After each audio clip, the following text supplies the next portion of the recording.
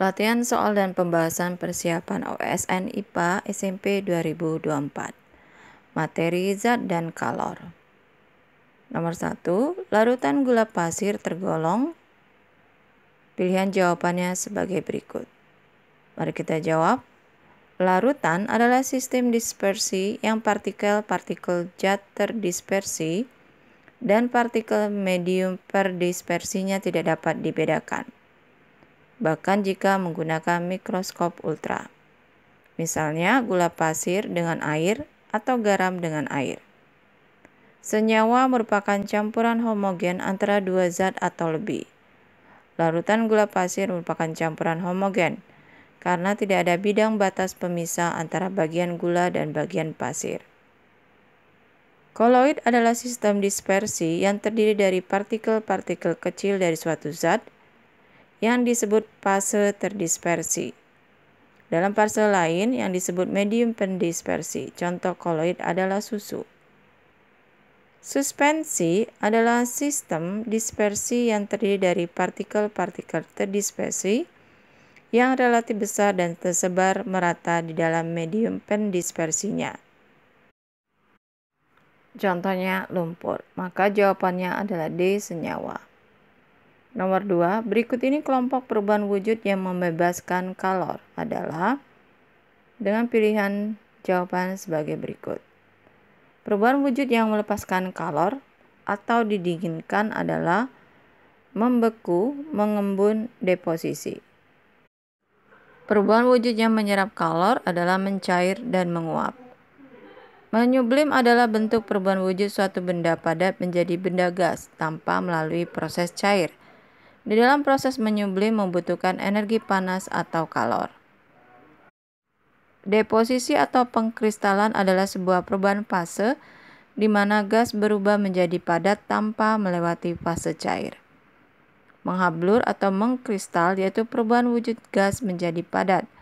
Contohnya peristiwa pembentukan salju. Maka jawabannya adalah A, membeku, mengembun, dan deposisi.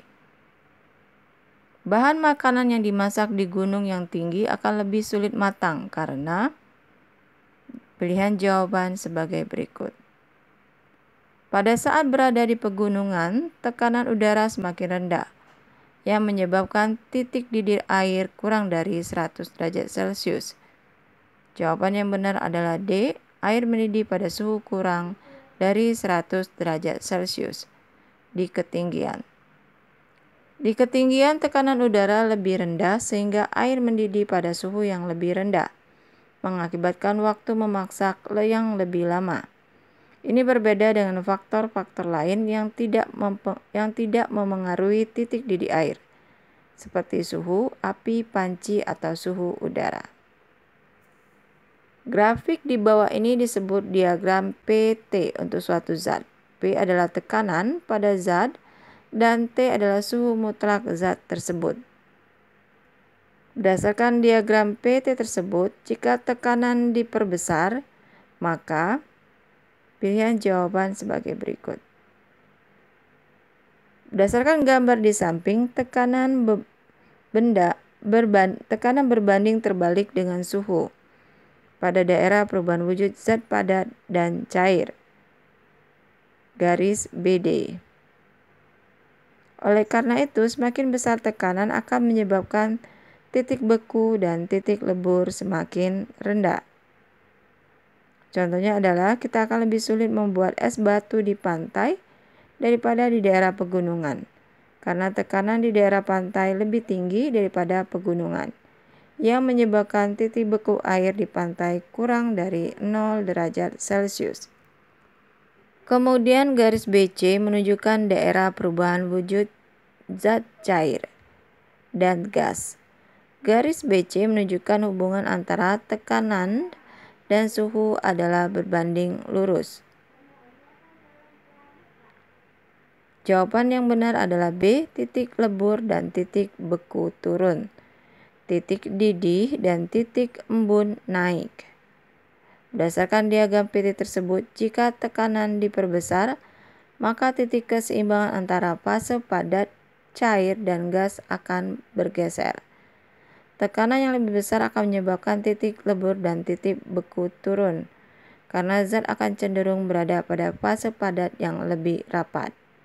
Sebaliknya, tekanan yang lebih besar akan menyebabkan titik didih dan titik embun naik, karena zat akan cenderung berada pada fase cair atau gas yang lebih luas.